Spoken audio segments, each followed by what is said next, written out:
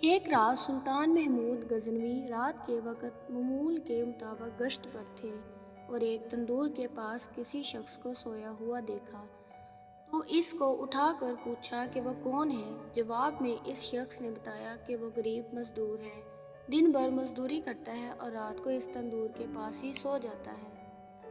سلطان نے پوچھا کہ اس سردی میں اس کی رات کیسے گزرتی ہے، تو اس مزدور نے جواب میں جو کہا اس نے سلطان کو ہلا کر رکھ دیا۔ مزدور نے کہا، جناب، نصف رات آپ کے انداز میں گزرتی ہے اور بقیہ نصف آپ سے زیادہ اچھے انداز میں گزارتا ہوں۔ سلطان نے بڑی حیرت سے پوچھا کہ وہ کیسے؟